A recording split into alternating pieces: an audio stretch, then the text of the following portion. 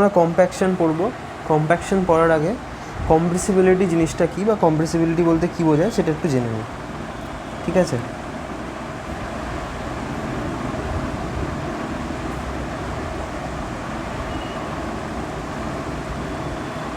Compressibility, তো compressibility হলো মেটেরিয়ালের ওই নেচার যেই নেচারের সাহায্যে মেটেরিয়ালটা তার ভলিউম রিডিউস করতে সমর্থ হয়। যেমন আমরা যদি ফ্লুইডের উদাহরণ দিই, তাহলে ফ্লুইড হচ্ছে ইনকম্প্রেসিবল। ফ্লুইডকে যদি আমরা প্রেশার দিই বা কোনো রকম চেষ্টা করি যে তার ভলিউম কমাবো একটা স্থির টেম্পারেচারে, সেটা সম্ভব হবে না। কিন্তু যদি মাটিকে আমরা সে নির্দিষ্ট টেম্পারেচারে কন্ট্রোলড মানে আর কি সেই টেম্পারেচারেই আমরা যদি যেই টেম্পারেচারে অবজার্ভ করছি সেই টেম্পারেচারে যদি আমরা ভলিউম চেঞ্জ করার কথা বলি, ঠিক আছে, আমরা যদি ভলিউম চেঞ্জ করার চেষ্টা করি সেটা হচ্ছে দুদিক দিয়ে সাপোজ চাপ দিয়ে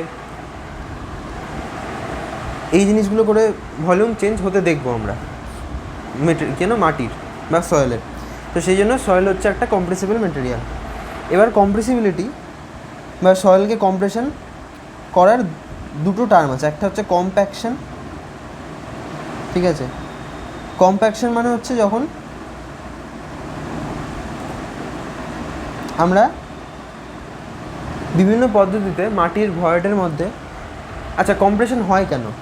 মাটি আমরা পড়েছিলাম সয়েলের 3 ফেজ সিস্টেম পড়েছিলাম। সয়েল হয় 3 ফেজ সিস্টেমে থাকে, না হয় 2 ফেজ সিস্টেমে থাকে। 3 ফেজ সিস্টেম মানে হচ্ছে সয়েল সলিডস এবং সয়েল ভয়েডস হচ্ছে কন্টেন্ট এয়ার এবং ওয়াটার, এটা হচ্ছে 3 ফেজ সিস্টেম। আর 2 ফেজ সিস্টেম কোনটা? সয়েল সলিড তো থাকবেই, তার সাথে যদি পুরোটাই এয়ার ভয়েড থাকে তাহলে সেটা হলো আমার 2 ফেজ সিস্টেম। একটা হলো এক টাইপের 2 ফেজ সিস্টেম, আরেকটা হচ্ছে যদি সয়েল সলিড এবং ভয়েডগুলো পুরোটাই ওয়াটার দ্বারা ফিল থাকে তাহলে সেটা হচ্ছে আমার আরেকটা 2 ফেজ সিস্টেম। তো জেনারেলি সয়েল আর ভয়েড এই দুটো মিলিয়ে হচ্ছে সয়েল, মানে টোটাল সয়েল মাস কী বলবো, সয়েল সলিড আর হচ্ছে ভয়েড, এই দুটো নিয়ে হচ্ছে সয়েল মাস তৈরি। এবার যখন আমরা কম্প্যাক্ট করি, কম্প্যাক্ট করার সময় কী হয়, সেই ভয়েডগুলো থেকে এয়ার বা জল, ঠিক আছে, বা যদি 3 ফেজ সিস্টেমে থাকে তাহলে দুটো বেরোনোরই আর কি ভয়েডগুলো থেকে দুটো বেরোনোর টেন্ডেন্সি হয়। তো এই জন্য হচ্ছে সয়েলটা কম্প্রেশন হয়। তো যখন আমরা লোড দিয়ে বা বিভিন্ন পদ্ধতিতে সয়েল থেকে এয়ারকে বার করে দেওয়ার চেষ্টা করব তখন সেটাকে বলি আমরা কম্প্যাকশন। আর যখন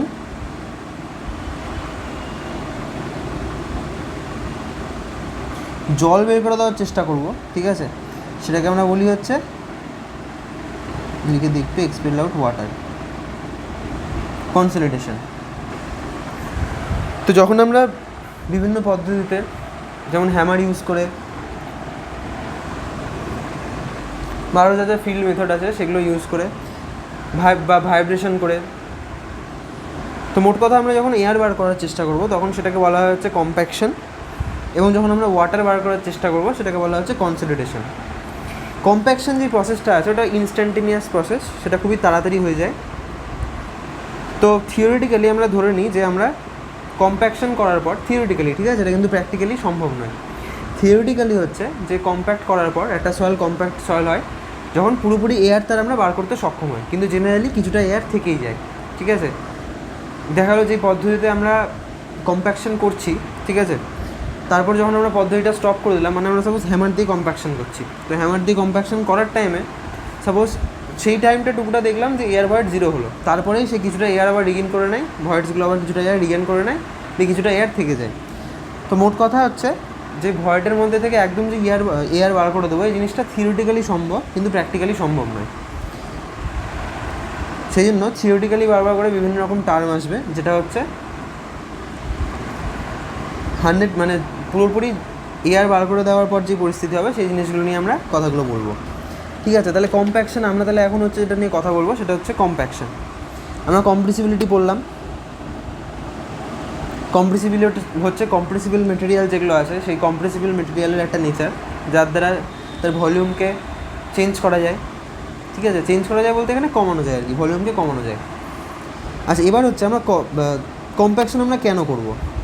আমরা কম্প্রেসিবিলিটি কনসলিডেশনের পরের ভিডিওতে পড়বো। কম্প্যাকশনটা একটা ছোটো টপিক। আর কোনো সয়েলের যদি আমরা লোড দিই তাহলে প্রথমে কম্প্যাকশন হবে, তারপর কনসলিডেশন হবে, ঠিক আছে। কনসলিডেশনটা টাইম ডিপেন্ডেন্ট প্রসেস। সেটা সম্পর্কে আমরা ডিটেলসে পড়বো। আচ্ছা, আমরা কম্প্যাকশন কেন করব? তো যদি আমরা এয়ার বার করতে সক্ষম হই মাটি থেকে, ঠিক আছে, তাহলে মাটির এফেক্টিভ স্ট্রেস বাড়বে।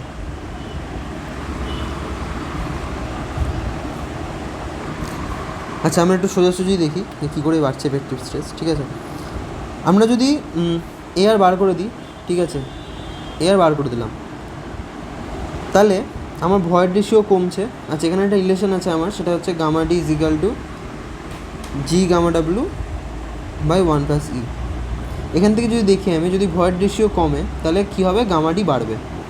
তাহলে ভয়েড রেশিও কমলে কী হচ্ছে, গামা ডি বাড়ছে। আচ্ছা, গামা ডি বাড়লে কী হবে, এফেক্টিভ স্ট্রেস বাড়বে। আচ্ছা, এবার যদি এফেক্টিভ স্ট্রেস বাড়ে তাহলে যেটা আমি বলি শেয়ার স্ট্রেন্থ, যেটাকে টাও দিয়ে ডিনোট করি, ঠিক আছে, শেয়ার স্ট্রেন্থ বাড়বে। আর শেয়ার স্ট্রেন্থ যদি বাড়ে তাহলে মাটির বিয়ারিং ক্যাপাসিটি বাড়বে। সেই জন্য দেখা যায় যে যখন একটা কোনো বাড়ি তৈরি করা হচ্ছে বা কোনো একটা বিল্ডিং তৈরি করা হবে, সবার আগে কী হয়, মাটিকে কম্প্যাক্ট করা হয়। একটা নির্দিষ্ট লেয়ার অবধি মাটি তোলা হয়, কারণ ফাউন্ডেশনকে লে করতে হবে।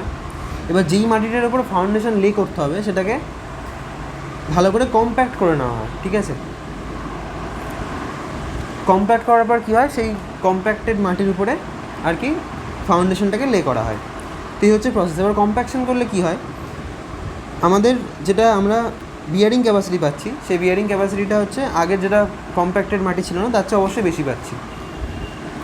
আরেকটা কারণ হচ্ছে কম্প্যাকশন করার, যেটা হচ্ছে মেন কারণ, যদি মাটির মধ্যে ভয়েড থেকে যায়।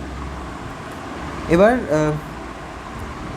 সাপোজ আমরা ভালো করে কম্প্যাকশন করলাম না, এটা একটা মানে হয় আমরা কম্প্যাকশন করলাম, আরেকটা হতে পারে যে আমরা ভালো করে কম্প্যাকশন করা হলো না, বা আমরা কম্প্যাকশন একদমই করা হলো না।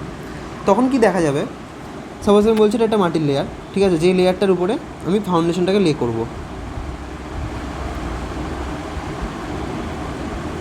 এটা হচ্ছে কিছুটা আমি দেখতে বলছি। তো এখানে এয়ার ভয়েড আছে,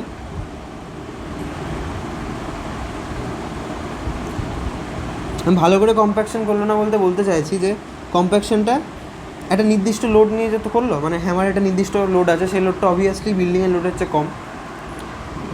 তো এবার সাপোজ এখানে বিল্ডিংয়ের একটা পিলার আছে, আমি খুবই একটা নর্মাল ইমেজ আঁকছি, ঠিক আছে, এই একটা ফুটিং আছে। আচ্ছা, এখানে একটু কম আছে, এখানে একটু বেশি আছে, এখানে কম এয়ার ভয়েড আছে, এখানে বেশি এয়ার ভয়েড আছে, আর এখানে কম এয়ার ভয়েড আছে, ঠিক আছে। আমি এরকমভাবে দেখাচ্ছি দুটো আর কি ফুটিং। তো যদি এরকম হয়ে থাকা অবস্থা, এবার কী হলো, এই লোডটায় দেখা গেলো যে সেই মাটিটা কম্প্যাক্টেড হয়ে গেল। এবার যদি দুটো দিক হচ্ছে সমানভাবে কম্প্যাক্টেড হয়, কম্প্যাক্টেড হওয়ার এবার হচ্ছে আমরা টার্ম সম্পর্কে বলবো, সেটা হচ্ছে সেটেলমেন্ট। এই যে মাটি যে বসে যাচ্ছে, ঠিক আছে, মানে কম্প্যাকশনের পর কী হচ্ছে, প্রথমে মাটিটা এরকম উঠে আছে, আমরা কম্প্যাকশনের পর কী হচ্ছে, মাটিটা কিছুটা লেয়ার বসছে। তো এই যে বসছে ঘটনাটা, সেটাকে আমরা বলি হচ্ছে সেটেলমেন্ট, ঠিক আছে, মাটির সেটেলমেন্ট হওয়া। তো কী হয়, যদি ফাউন্ডেশনের দুটো দিকেই মানে যতটা জুড়ে ফাউন্ডেশন আছে, সেটার যে বেসটা আছে সেটা সমানভাবে যদি সেটেলমেন্ট হয় তাহলে কোনো সমস্যা নেই। কিন্তু যদি সেটেলমেন্টটা সমানভাবে না হয়, যদি ডিফারেন্সিয়াল সেটেলমেন্ট হয়, মানে একদিক বেশি বসে গেল, সাপোজ দিকটা বেশি বসে গেল, এদিকটা কম বসে গেল, মানে এদিকটা কম সেটেলমেন্ট হলো, তাহলে এই পরিস্থিতিতে কী হবে, বিল্ডিংটা যেটা আছে বিল্ডিংয়ের মধ্যে একটা মুভমেন্ট ক্রিয়েট হবে, ঠিক আছে। মুভমেন্ট ক্রিয়েট হওয়ার জন্য বিল্ডিংটায় ফেলিওর দেখা যাবে বা রিস্কি হয়ে যাবে ঘটনাটা। তো আমাদের রিস্ক নিয়ে লাভ নেই, আমরা বিল্ডিং তৈরির আগে আমরা ভালো করে কম্প্যাকশন বা কম্প্যাক্টেড করে দেবো মাটিটাকে, ঠিক আছে। এবার কম্প্যাক্টেড করার পর হচ্ছে সেই মাটিতে ফাউন্ডেশন লে করবো, এটা হচ্ছে কম্প্যাকশন করার কারণ। আচ্ছা, এবার কতটা কম্প্যাক্টেড করতে হবে বা কী করতে হবে, এই জিনিসগুলো আমরা পাই হচ্ছে একটা টেস্ট আছে, ঠিক আছে, ল্যাবরেটরি টেস্ট আছে একটা, সেই টেস্টটা হচ্ছে জেনারেলি একটা নেই, হচ্ছে 4খানা টেস্ট আছে, আমি লিখছি সেই নামগুলো।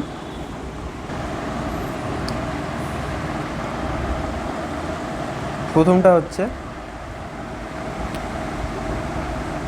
Standard proctor test,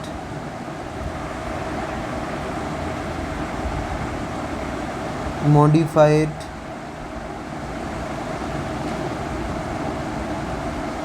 Proctor test IS 2720 light compaction test IS 2720 heavy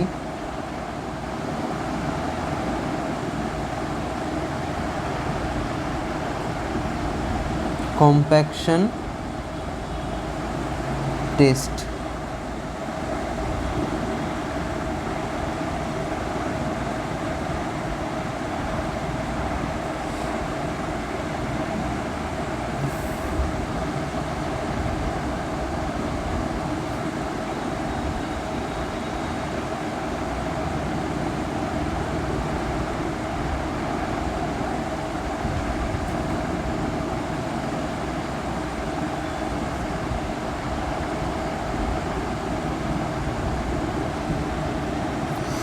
ঠিক আছে, এই চারটে হচ্ছে টেস্ট আছে।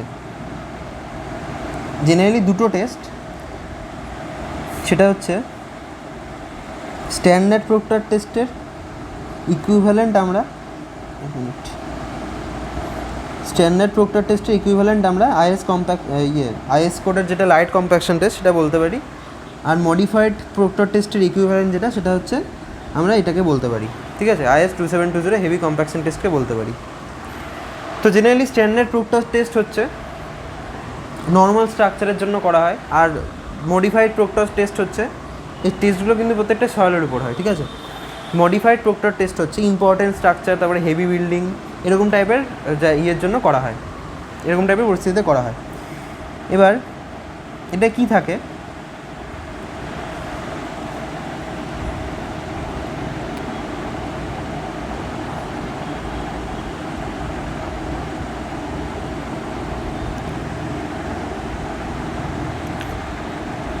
এটাই হচ্ছে লিখে দিই,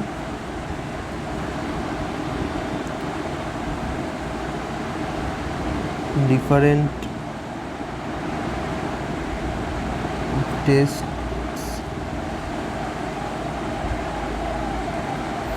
আচ্ছা, একটা হচ্ছে মোল্ড থাকে,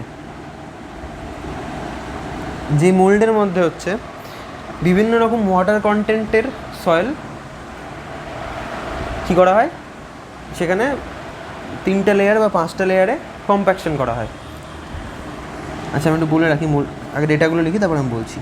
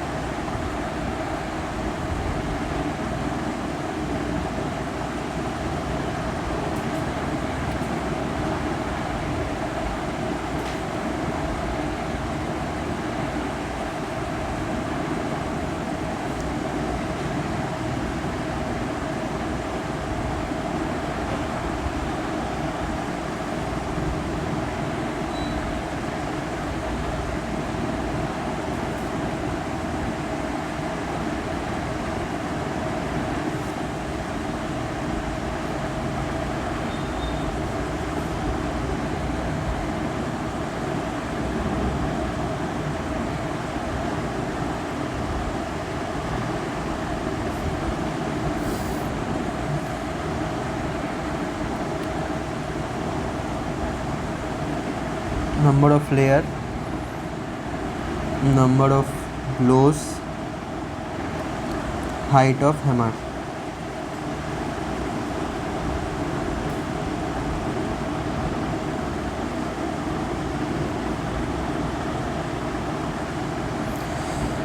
এখানে মোল্ডের ভলিউম হয় হচ্ছে 945 ml,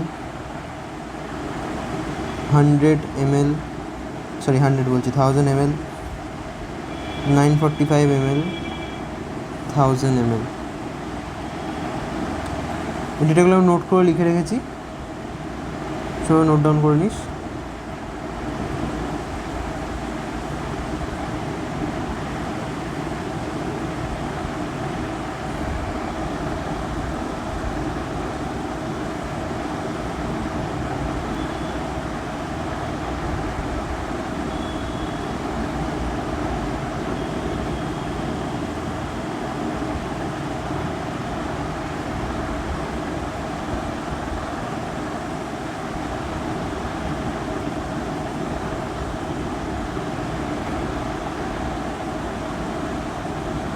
ইন্ডিয়ান স্ট্যান্ডার্ডগুলো এখানে ইঞ্চে দেওয়া আছে। তো এই হচ্ছে ডেটাগুলো, এই ডেটাগুলো নোট ডাউন করে নিই। সাথে জিনিসটা কী হবে একটু বলে দিই, এগুলো সব ফিল্ডের টেস্ট। তো জিনিসটা এটা একটা মোল্ড থাকে, ঠিক আছে। এই মোল্ডের মধ্যে হচ্ছে আমরা প্রথমে মাটিকে ওভেন ড্রাই করে আনি। সাপোজ 3-4টা জায়গায় মাটি নিলাম, আমি 4টা জায়গা বলছি, 4টা জায়গায় মাটি নিলাম। এবার আমরা এগুলোকে বিভিন্ন রকম ওয়াটার কন্টেন্টে মেশালাম, বিভিন্ন রকম ওয়াটার কন্টেন্ট নিলাম, ঠিক আছে। এবার ওয়াটার কন্টেন্টগুলো কীভাবে নেব সেগুলোর নিয়ম আছে। টেস্টে যখন আমরা ফিল্ড টেস্ট যদি কেউ করে তাহলে সে বুঝতে পারবে। তো ইউটিউবে হয়তো বহুত ভিডিও অ্যাভেলেবেল আছে ফিল্ড টেস্টের ইয়েতে, মানে ফিল্ডে কী করে করা হয় কাজটা। তো এই ওয়াটার কন্টেন্ট কীভাবে নেবো সেটার নিয়ম আছে। তো জেনারেলি কী হয়, তো এই মোল্ডের মধ্যে হচ্ছে যেরকমভাবে লেয়ার লেখা আছে, যেমন আমি যদি হেভি কম্প্যাকশন টেস্টের কথা বলি তাহলে এরকমভাবে 5টা লেয়ার বানাতে হয় মোল্ডের মধ্যে, 1 2 3 4 5। লাইটের জন্য কী হয়, সেটার জন্য 3টে লেয়ার বানাতে হয়, 1 2 3। আর কী হয়, প্রত্যেকটা লেয়ার একবার করে বসানোর পর, সাপোজ আমি প্রথম লেয়ারটা বসালাম, তারপর আমার একটা হ্যামার আছে, যে হ্যামারটাকে হচ্ছে প্রক্টর টেস্টেরই হ্যামার আর কি, এটার জন্যই থাকে ল্যাবরেটরিতে। সেটা দিয়ে হচ্ছে 25 বার এখানে হ্যামারটা রাখতে হয়, দিয়ে এখানে যে পিস্টনটা থাকে ওটাকে তুলতে হয়, দিয়ে 25 বার এরমভাবে করতে দিতে হয়, ঠিক আছে। 25 বার ঠিকমতো ওটা দিয়ে কী হয়, কম্প্যাকশন করা হয়। তো এরকম হলো, কম্প্যাক্টেড হলো। তারপরে আরেকটা লেয়ার দিলাম, আবার হচ্ছে 25 বার এর উপর দিয়ে হ্যামারিং করলাম, তারপর আবার দিলাম আরেকটা লেয়ার, 25 বার হ্যামারিং করলাম। এই হচ্ছে প্রসেস। কি দেখা যায়, যেটা দেখা যায় সেটা হচ্ছে যে সাপোজ আমার ওয়াটার কন্টেন্ট নিয়েছি আমি 6টা নিয়েছি সাপোজ, ঠিক আছে, 2 W4 W5 W6। আমি দেখতে পাচ্ছি যে ওয়াটার কন্টেন্টটাতে সাপোজ আমার এটা হচ্ছে নর্মাল ইউনিট আছে, gamma d is equal two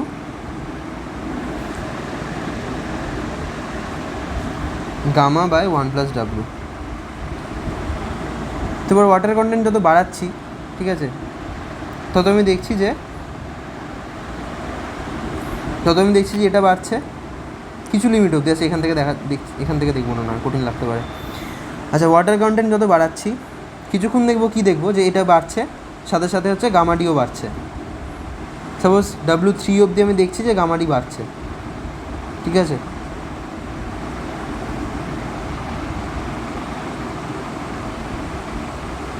তারপর W4 আমি কী দেখলাম, এবার কমতে শুরু করেছে, গামা কমছে, গামা কমার সাথে সাথে গামা ডিও কমছে,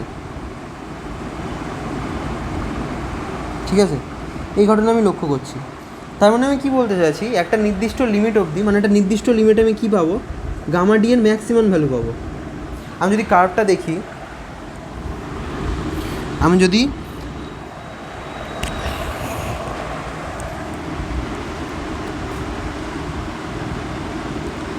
গামা ডি এর সাথে ওয়াটার কন্টেন্টের কার্ভটা দেখি, সেটা কীরকম দাঁড়াবে।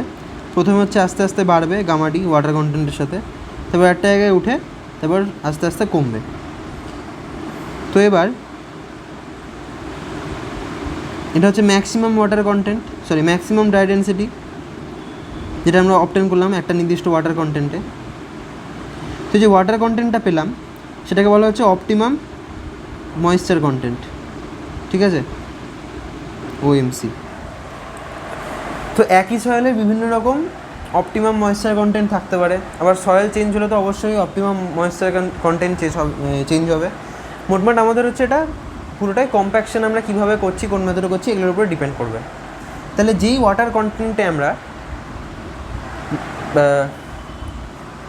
ম্যাক্সিমাম ড্রাই ডেন্সিটি পাচ্ছি বা ম্যাক্সিমাম ড্রাই ইউনিট ওয়েট পাচ্ছি, সেই ওয়াটার কন্টেন্টকে বলা হচ্ছে অপটিমাম ময়েশ্চার কন্টেন্ট।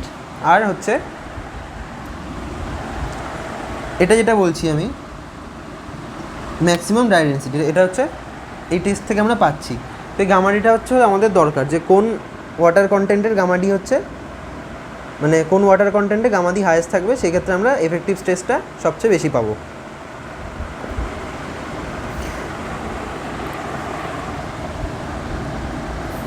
আচ্ছা, আরেকটা জিনিস যেটা, যদি আমরা লাইট কম্প্যাকশন টেস্টের কার্ভটা এরকম জায়গায় পাই, ঠিক আছে, তাহলে আমাদের যে হেভি কম্প্যাকশন টেস্টের কার্ভটা এরকমই পাবো, কিন্তু সেটা একটু মিটাচ্ছি এটা,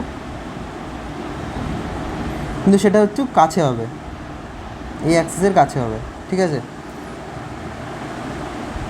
এটা হচ্ছে এই ওয়াটার কন্টেন্টের অপটিমাম ময়েশ্চার কন্টেন্ট, এটা হচ্ছে এটার জন্য হচ্ছে ম্যাক্সিমাম ড্রাই ডেন্সিটি। এটা হচ্ছে লাইট কম্প্যাকশন টেস্টের কার্ভ বা স্ট্যান্ডার্ড প্রক্টর টেস্টের কার্ভ আমরা বলতে পারি। এটা হচ্ছে হেভি কম্প্যাকশন টেস্টের কার্ভ।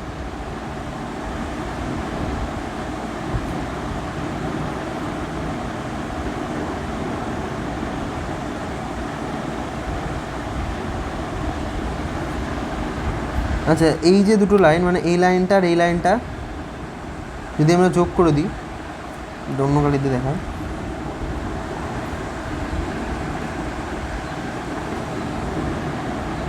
এটাকে বলা হচ্ছে লাইন অফ অপটিমাস।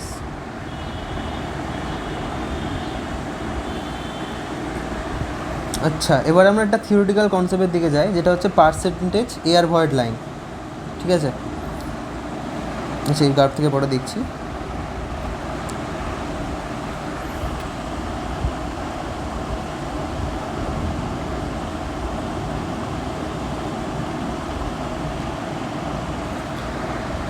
তো গামাটির আমরা একটা ফর্মুলা পড়েছিলাম, যেখানে হচ্ছে পার্সেন্টেজ এয়ার ভয়েডের সাথে রিলেশন ছিল। সেটা হচ্ছে গামাটি is equal to 1 - NA G gamma W by 1 + WG। যদি আমরা ধরে নিই যে আমাদের কম্প্যাকশন করার পর, যেটা আমি বলেছিলাম এর আগেও, যে থিওরিটিক্যালি সম্ভব এটা, যে পার্সেন্টেজ অফ এয়ার মানে এনে হচ্ছে 0 হয়ে যাচ্ছে। এটা হচ্ছে থিওরিটিক্যালি সম্ভব যে এনে 0 হয়ে যাচ্ছে। তোমরা সাপোজ বলছি, আমরা থিওরিটিক্যাল কথাবার্তাই বলছি, এখন থিওরিটিক্যাল জিনিসই পড়ছি। আমরা কি পড়ছি, যেটা আমরা পড়বো সেটা হচ্ছে 0 এয়ার ভয়েড লাইন or 100%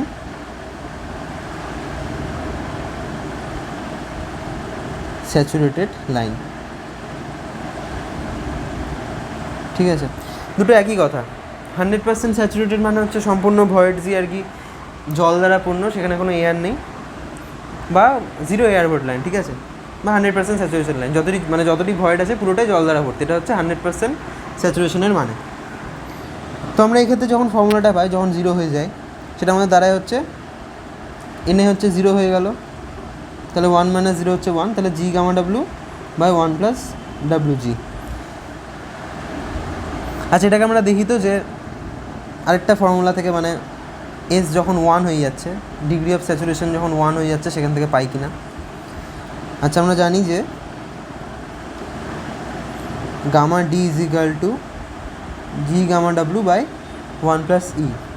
আচ্ছা, ইকে আমরা লিখতে পারি WG/S, তাই তো, জি গামা ডাব্লু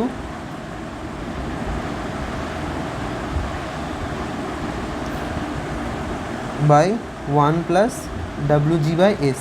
এবার যদি 100% স্যাচুরেশন হয়ে যায়, বা 0 এয়ার ভয়েড যেটাকে বলছিলাম, তাহলে সেক্ষেত্রে কী দাঁড়াচ্ছে, যখন 100% হয়ে যাবে 1 + WG, এটা হচ্ছে যখন S ইজিক্যাল টু 100% হয়ে যাবে।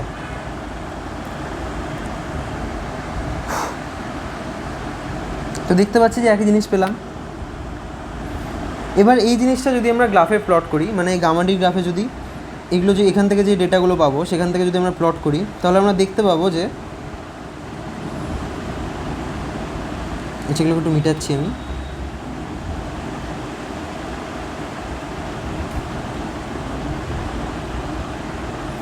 আমরা দেখতে পাবো যে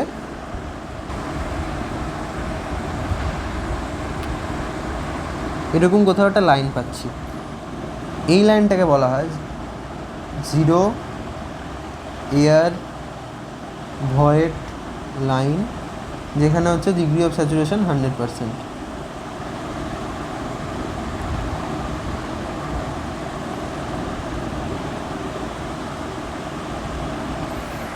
ঠিক আছে, এটা হচ্ছে থিওরিটিক্যাল, এটা প্র্যাকটিক্যালি সম্ভব না, কারণটা বলেছি বা বললাম একটু আগেই। তো এই হচ্ছে কম্প্যাকশনের যা যা কনসেপ্ট আছে, সেগুলো হচ্ছে এটা।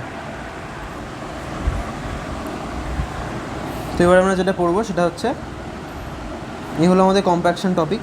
এইটা থেকে প্রচুর শর্ট কোয়েশ্চেন আসতে পারে। মানে জিনিসটা একই করা হয়, খালি মোল্ডের ভলিউম আর লেয়ার যেটা আছে সেই জিনিসগুলো আলাদা, আর হ্যামারের যেগুলো ডাইমেনশন সেগুলো আলাদা। ঠিক আছে, তো এই হচ্ছে আমাদের কম্প্যাকশনের কনসেপ্ট যা যা ছিল। আচ্ছা, এবার আমরা পড়বো হচ্ছে কনসলিডেশন। আমরা নেক্সট ভিডিওতে দেখছি হোয়াট ইজ কনসলিডেশন, এবং কনসলিডেশন সম্পর্কে আমরা ডিটেলসে পড়ছি।